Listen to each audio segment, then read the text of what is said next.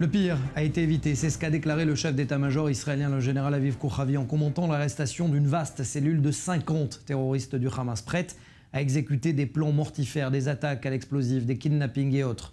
On en parle dans un instant avec un ancien cadre du Shabak. Le service des renseignements intérieurs pointait du doigt d'ailleurs, après l'attaque mortelle en début de semaine, à Jérusalem, comment le terroriste, un professeur d'islam, connu pour ses prêches de haine et d'incitation à la violence, n'était pas suivi. Il a déclaré sur la toile 2 jours avant de commettre cette attaque: c'est le destin que Dieu a voulu.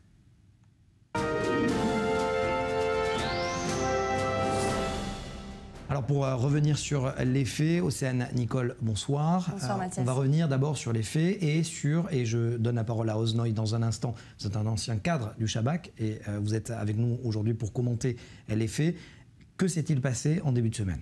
Alors ça a été annoncé donc en effet en début de semaine par le Shin Bet, les services de sécurité intérieure israéliens, et c'est une opération qui a été menée depuis déjà plusieurs mois, plusieurs semaines, une opération menée donc en coopération avec aussi l'armée et la police, et au total il y a plus de 50 membres du Hamas en Cisjordanie qui ont donc été arrêtés. Selon les forces de sécurité, en effet, ils planifiaient et préparaient des attaques imminentes contre des Israéliens, des attaques en Israël mais aussi dans les territoires. Cette cellule terroriste du Hamas, elle était dirigée par des responsables du mouvement, notamment le numéro 2 du Hamas qui était en Turquie. Parmi les personnes arrêtées, il y a aussi un membre du Hamas à Hébron, et lui, il se serait fait promettre la somme de 1 million de dollars pour enlever un Israélien. Et en plus de ce coup de filet d'avoir arrêté plus de 50 terroristes, le Shin Bet a également saisi une grosse somme d'argent, des armes et également du matériel pour fabriquer des explosifs, donc un véritable arsenal qui était prêt donc à être utilisé dans des attaques contre des Israéliens. Tout ça, ça intervient avec un regain de tension. On a vu 2 attaques quasi successives à Jérusalem, dans la vieille ville. Une première attaque au couteau, un terroriste de 16 ans qui s'en était pris à des gardes-frontières, et un autre, un terroriste de 42 ans, cette fois à l'arme automatique, une fusillade qui a tué un Israélien. D'ailleurs, ce terroriste, il était lui aussi en relation avec le Hamas en Turquie. Il était originaire de Chouafat, dans les quartiers est de Jérusalem. Et le tout dans un contexte de tension aussi aux frontières avec Israël. Tout à fait. Là, on le voit depuis plusieurs semaines, Tsahal mène et multiplie des exercices de grande ampleur justement pour se préparer à un conflit, notamment avec le Hezbollah ou même le Liban. Tsahal qui multiplie donc les exercices. Ils essayent de simuler une guerre totale, que ce soit sur tous les fronts, que ce soit dans le sud avec Gaza, dans le nord avec la Syrie, mais aussi avec le Liban et le Hezbollah, puisqu'on sait que pour Tsahal, le Hezbollah, c'est la deuxième plus grande menace après l'Iran. Évidemment, l'armée qui s'est donc entraînée à une guerre à la fois avec des roquettes, à la fois avec des armes chimiques, des cibles directes sur des installations stratégiques, avec des pannes de courant, des saturations d'hôpitaux dans le pays. Bref, un scénario catastrophe auquel Tsahal est obligé de se préparer. Et l'objectif de tout cet entraînement, c'est aussi de voir dans la mesure dans laquelle tous les services en Israël, l'armée, les services d'urgence, les hôpitaux, les pompiers, la police, est préparée et est prête finalement à une guerre qui pourra arriver donc avec le Hezbollah. Merci beaucoup, Océane. Nicole, alors je me tourne vers vous. Oznoï, vous êtes un ancien cadre du Shabak, vous venez de prendre votre retraite des services de renseignement intérieur en tant que chef du département de relations extérieures. Première question qui me semble fou, comment le Shabak a pu mettre la main sur 50 terroristes en même temps? Tout d'abord, ce n'est un scénario ni fou, ni qui appartient à la fiction. Je peux vous citer de nombreux cas dans le passé où les opérations ont été révélées, et elles concernaient bien plus que 50 terroristes.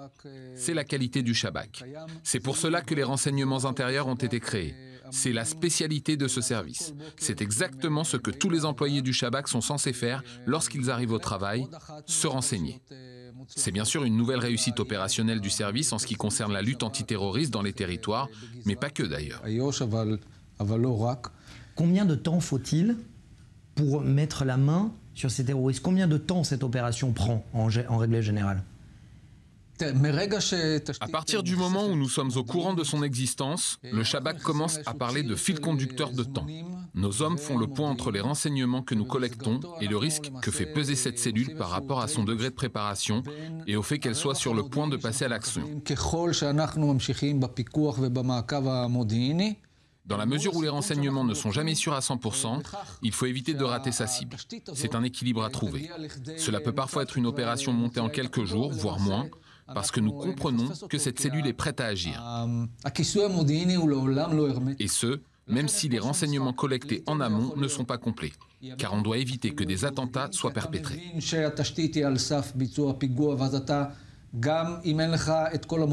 de telles opérations peuvent aussi prendre des années.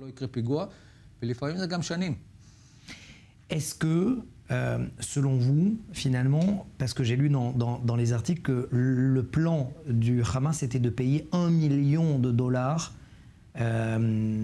pour kidnapper des civils ou des soldats, celui dont on sait pertinemment qui est le chef du Hamas en Turquie, c'est Salah al-Harouri.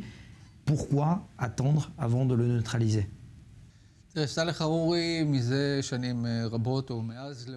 Saleh al-Harouri, depuis qu'il a quitté les territoires palestiniens il y a de cela quelques années, est devenu une figure incontournable au sein du Hamas. C'est le numéro 2 du mouvement terroriste. Il est responsable des activités du Hamas dans les territoires. Il est en charge des activités diplomatiques, politiques et militaires terroristes du mouvement.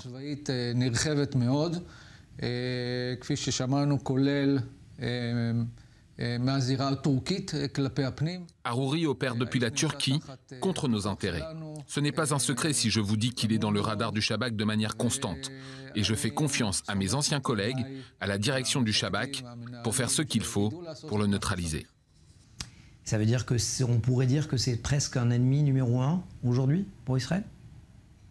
Je ne pourrais pas dire qu'il est l'ennemi numéro 1.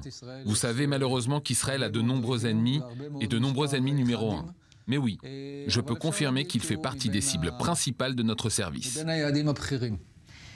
En parlant de réseau, Oznoy, il y a eu cet attentat mortel en plein cœur de Jérusalem. Un professeur d'islam dans une école qui est financée par le ministère de l'Éducation.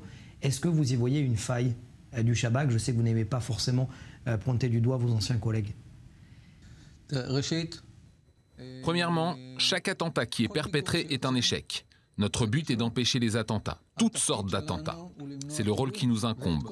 Donc en résumé, toute attaque qui n'a pas été arrêtée à temps, qui n'a pas été interceptée à temps, et qui plus est, avec le bilan très lourd du dernier attentat de Jérusalem, un mort et plusieurs blessés, il ne fait aucun doute qu'il s'agit ici d'un échec. Mais au-delà de cette première impression, au-delà du fait que nous comprenons que c'est un échec, nous devons nous remettre au travail. Analyser le mode opératoire de cette attaque. Comment le terroriste s'est-il comporté? A-t-il agi seul? Était-il dirigé par une cellule locale ou par une organisation terroriste? À partir de là, il faut qu'on se pose la question. Disposions-nous de suffisamment de renseignements? Avons-nous raté un détail dans la prise de décision? Avons-nous raté un renseignement? Ou alors, a-t-on mal intercepté ce renseignement? Et ce n'est qu'à partir de là qu'il faut en tirer les conclusions professionnelles. Mais je répète, le fait que cette attaque a été perpétrée est un échec. Quand un professeur d'islam est à ce point extrémiste, que doit faire le Shabak, que doit faire la police? Surveiller de près les enfants qui ont reçu cet enseignement? Il faut savoir faire la différence entre plusieurs définitions du mot radical ou extrémiste. Il y a un extrémisme qui peut être idéologique, qui répond aux ordres du Hamas, c'est la première catégorie.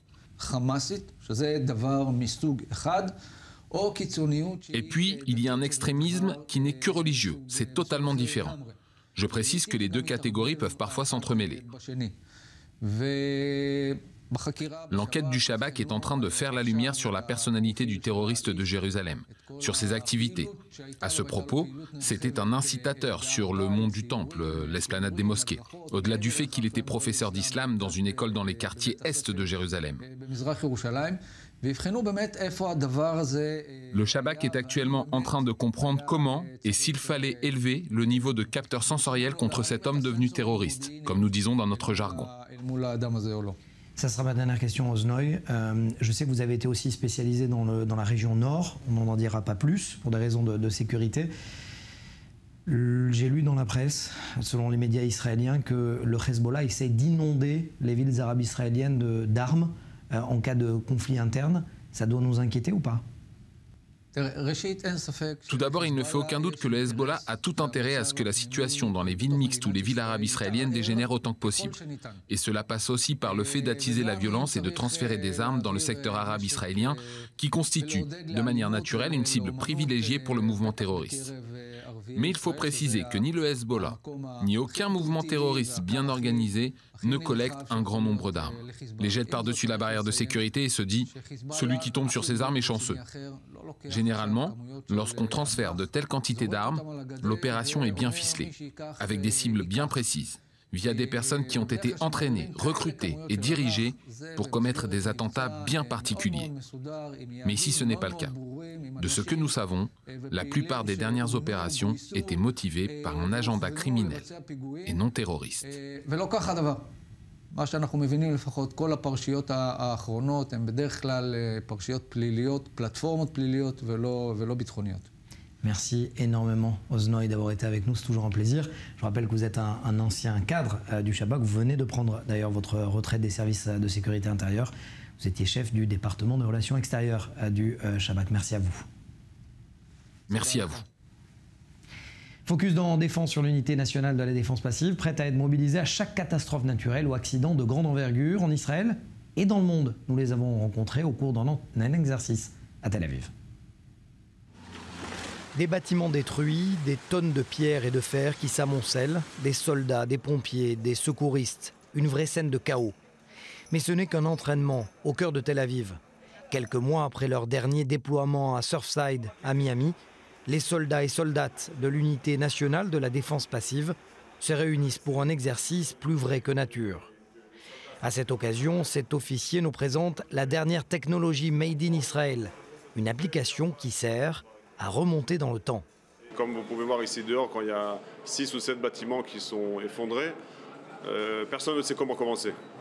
Par où commencer, comment commencer et qu'est-ce qu'il faut faire. Grâce à cette technologie qu'on a réussi à faire, une application qui s'appelle Maya, nous avons la possibilité de se cibler exactement à chaque personne d'après les données que nos soldats, nos chercheurs peuvent trouver sur place. D'abord, on a la possibilité de voir le bâtiment, comment il était fait avant et après. C'est quelque chose qui nous aide énormément à calculer et à nous cibler encore. Ce camp a été monté en 3 heures.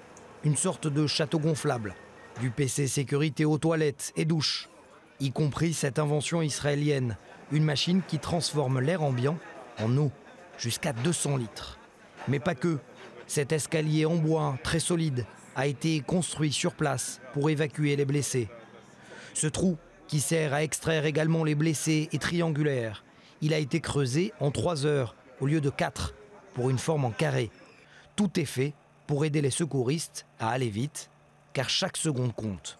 Le fait qu'on ait pu faire une application comme ça, chaque personne qui cherche, même avec son téléphone par exemple, quelqu'un a trouvé une montre, il la prend en photo, automatiquement je sais exactement à quel endroit il a trouvé cette montre, et après avec toute la centrale, tous ces données arrivent dans une centrale, et ici on a tous nos chercheurs qui arrivent à retrouver et à faire le rapport avec chaque personne ou chaque chose. Comme vous pouvez voir ici, on a des soldats et des chercheurs qui sont en train de creuser sur des murs. C'est pas parce qu'ils ont vu un mur qu'ils vont le creuser. Parce qu'on sait que d'après les données qu'on a reçues par rapport aux informations des familles et les calculs qu'on a fait, il y a à peu près 90% de probabilité qu'à cet endroit-là, on va trouver une personne et on sait exactement quelle personne. Ce n'est pas seulement de chercher, on arrive à se centraliser. Un savoir-faire et une expérience reconnus dans le monde. Cette unité vient d'ailleurs d'être accréditée par les Nations Unies.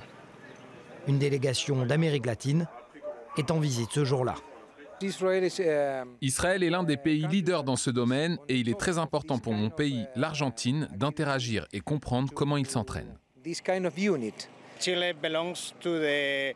Tout le monde sait que le Chili est sur la ceinture de feu du Pacifique et que nous avons beaucoup de volcans en éruption, de séismes et de tsunamis.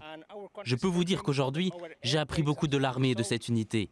C'est essentiel pour nous d'obtenir ce savoir, d'autant que cette unité n'est composée que de réservistes. Ces hommes et ces femmes sont en effet tous réservistes. Ils ont servi entre 100 et 150 jours cette année. Quand vous arrivez ici, qu'est-ce qui se passe? C'est quoi votre travail? Le travail d'abord, c'est d'arriver aux personnes vivantes le plus vite possible. C'est notre but. Maintenant, quand on arrive à un endroit comme ça, où on entend les cris, on entend les gens « venez me sauver », chacun demande de l'aide. Faut savoir comment commencer. Si on n'est pas ordonné, si on ne sait pas exactement notre travail, ce qu'on doit faire, automatiquement on se perd et on commence à creuser ou faire des choses qui nous font perdre du temps. Ça veut dire que quand vous arrivez même plusieurs heures, par exemple en Guinée équatoriale où vous étiez ou aux États-Unis, vous entendez encore des gens qui crient et l'odeur de la mort, j'imagine aussi. D'abord, les gens vivants, c'est une chose qui est assez incroyable. Ils arrivent à tenir, je ne sais pas, c'est une force plus que humaine, pas naturelle, où on a déjà eu des cas où les gens ont vécu en dessous les combles pendant presque 3 jours, 72 heures, même plus. À Haïti, par exemple, on a sorti là-bas une personne qui a eu la chance de se faire, on peut dire ça, la chance d'être tombé à côté de son frigo. Donc il avait de quoi manger pendant plus de 48 heures, un certain Gilles, qui était une des photos qui a été très reconnue, qu'on a ressortie. Et donc nous, on a jusqu'au dernier moment, on cherche le maximum de temps. Chez nous, les Juifs, on a cette importance d'amener les gens à être enterrés. Donc même si on sait qu'il n'y a plus de gens vivants, on continue comme à chercher, comme au Brésil par exemple, où on était sûr, on savait qu'on ne trouverait personne vivant, mais on a quand même été et on a sorti là-bas plus de 63 corps.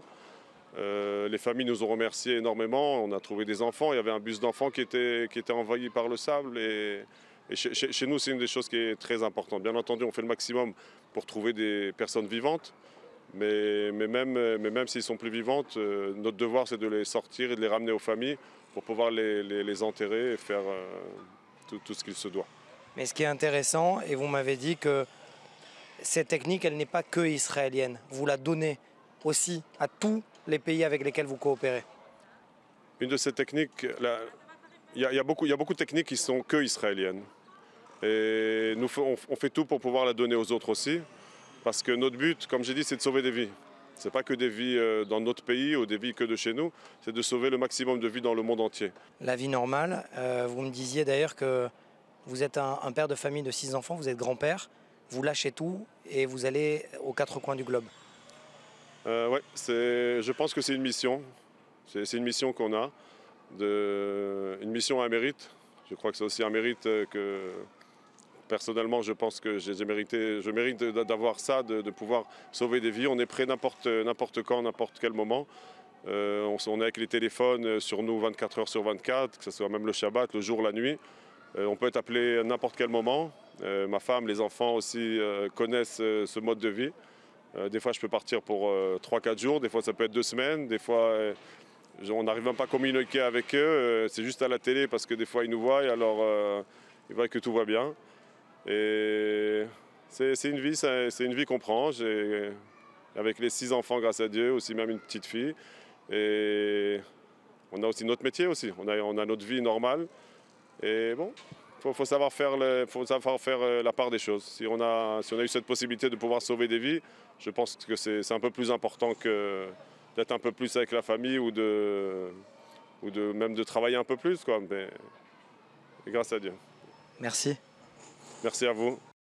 On se souvient tous de ces images d'attaques de policiers. C'était dans le village arabe israélien de Kfar Qassem. Celui qui a développé des techniques pour contrer justement ces attaques de civils contre des policiers, contre tous les civils, est avec moi. David Khaliwa, merci d'être avec nous. Alors vous avez développé une technique, ce n'est pas du Krav Maga, ni Ninjitsu, ni d'autres techniques, ça s'appelle Shadow. C'est quoi le Shadow d'ailleurs ? Le Shadow a été créé pour empêcher une dispute physique, être capable de comprendre ou d'anticiper un incident avant qu'il ne dégénère. Qu'est-ce qu'a fait de mal le policier? Est-ce que vous pouvez nous expliquer à partir du moment où il a été attaqué? À partir du moment où le policier était trop proche de son agresseur et que ses mains étaient comme ça, et même s'il avait écarté ses mains comme tu viens de le faire, il lui aurait donné un coup de poing. En fin de compte, la distance est essentielle. Le policier aurait dû placer ses mains comme ça et repousser cet homme. À partir du moment où son agresseur aurait attaqué, il aurait pu prendre l'avantage comme ceci. Je refais. S'il me pousse ou il m'attaque, ou il me bouge ma main, je peux contrôler mon agresseur comme ça, ok? Prenez l'exemple très simple d'une bombe lacrymogène que tout policier a dans sa poche. À partir du moment où je suis occupé avec mes mains, je ne peux rien faire. Mais s'il m'attaque et que je suis prêt, j'ai le temps de sortir ma bombe lacrymo et d'asperger mon agresseur. C'est ce que Shadow me donne, du temps. À partir du moment où le policier contre-attaque, il peut prendre le contrôle de l'homme, le mettre au sol, les pieds bien positionnés et le menotter. Et cela n'a nécessité qu'un seul mouvement. Au passage, je ne l'ai pas blessé. On continue. Prenez l'exemple d'une attaque soudaine avec un couteau. Il ne faut pas bloquer le geste, puisqu'avec sa force, il risque de poursuivre sur sa lancée et me planter plusieurs fois. Notre volonté à Shadow, c'est d'écarter le geste et de prendre le contrôle du couteau. Et voilà, j'ai le contrôle. Donc au lieu d'utiliser la force, il faut utiliser son cerveau. J'aimerais comprendre, le but c'est quoi? C'est de faire en sorte de sortir du gymnase et de vivre au quotidien toutes sortes de situations? C'est ça le Shadow? Le but de Shadow, c'est de sortir du dojo, de l'univers des arts martiaux, des kimonos et de se confronter à des situations de terrain. Par exemple, si je t'attaque soudainement, l'important c'est de travailler l'instantanéité. Vous êtes un policier, on est en train de parler, je vous regarde et je vous attaque. Un mouvement. Le mouvement, c'est ça la clé. Autre exemple, mets les mains dans le dos et attaque-moi comme tu veux.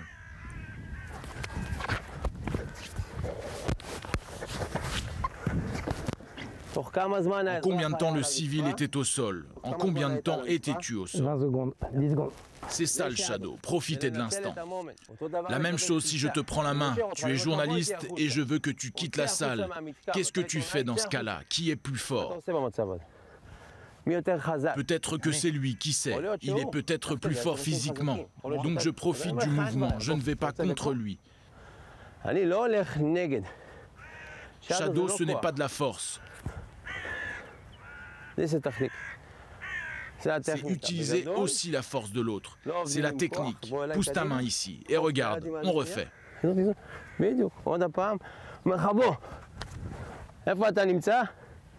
Voilà.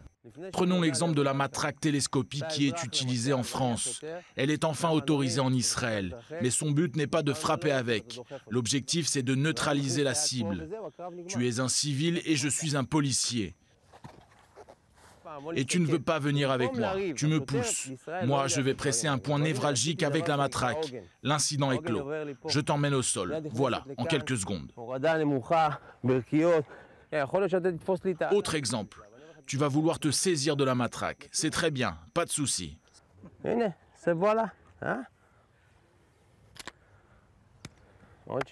Merci beaucoup. David Khaliwa, on a terminé maintenant l'entraînement. D'abord, j'aimerais savoir d'où vous venez, où vous avez appris cette technique Shadow. J'ai affiné ma technique lorsque j'étais huissier et que je devais remettre les actes d'impayés à des gens particulièrement agressifs.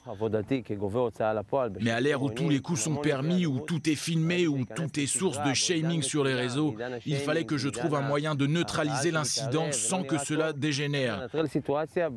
C'est à partir de là que j'ai utilisé la technique du ninjitsu en y intégrant une réalité israélienne. Parce qu'il faut le dire, vous êtes bien évidemment un maître d'abord en art martial, vous avez vécu au Japon. Oui, c'est un art que l'on nomme le ninjitsu. J'ai habité au Japon pendant des années où j'ai appris à vivre selon le mode de vie des ninjas. Je me suis donc servi d'une des bases de cette technique qui se nomme le déplacement du serpent, ou la disparition du serpent entre les roches. Et je lui ai insufflé un vent israélien. Je l'ai adapté au mode de vie de chez nous, où il faut contrôler les 180 degrés d'une situation, parce que la plupart des personnes entrent dans un combat direct. Mais moi, j'ai appris le ninjitsu pour justement ne pas combattre. Et ça sera ma dernière question, David Khaliwa, parce qu'effectivement, ce qu'on vient de voir, ce n'est pas donné à tout le monde, et il faut bien le préciser, vous êtes un maître en art martial, vous êtes confirmé, vous êtes surtout officialisé selon une discipline. Oui, tout à fait. Je me suis spécialisé dans plusieurs arts martiaux. Mais le titre de master, je l'ai obtenu d'Israël, de la Fédération mondiale de ninjitsu et du Japon, bien sûr, selon les règles de l'académie du grand master Maazaki Hatsumi. Ces techniques Shadow a donc nécessité beaucoup de travail et de sacrifices pour obtenir les autorisations nécessaires. Je l'ai lancé en 2008 et depuis, je l'enseigne à toutes les forces de sécurité en Israël et à l'étranger. Ceinture noire, Dan. Je suis ceinture noire, 8e dan en ninjitsu et dans la mesure où j'ai développé ma propre technique qui est reconnue, je suis qualifié de grand master. Merci. Merci beaucoup. Voilà, cette émission est terminée, mais avant de se quitter, bien évidemment, on parle du programme de ce qu'il y aura la semaine prochaine. Restez au rendez-vous sur les antennes d'i24 News et sur Défense principalement, parce qu'il sera question, bien évidemment, le 29 novembre. C'est la reprise des négociations sur le nucléaire entre l'Iran et les puissances occidentales. Et vous le savez, les États-Unis et Israël, pour l'instant, se déchirent au niveau de la tactique à adopter, à savoir, faut-il reprendre les négociations ? Et du côté israélien, on dit non, et notamment un message qui vient de Washington. On reprend le même langage utilisé lors des administrations Bush père, Bush fils, Obama et également Clinton. Eh bien, cela ne sert à rien pour Israël de frapper les installations iraniennes parce que l'Iran continuera son programme. Nous serons avec des invités, bien évidemment. Et puis, puisqu'on parle de Téhéran, eh bien la transition est toute faite. Regardez ces images. La série Téhéran israélienne, pour la première fois, une série israélienne dramatique, a obtenu le prestigieux prix des Emmy Awards à New York. Vous voyez la joie des Israéliens. Première fois donc pour ce prestigieux prix. Vous le savez, c'est une série d'espionnage Téhéran qui est basée principalement dans les rues de la capitale iranienne. Voilà, c'est la fin de cette édition. On se retrouve donc la semaine prochaine, même heure, et on se quitte sur ces images.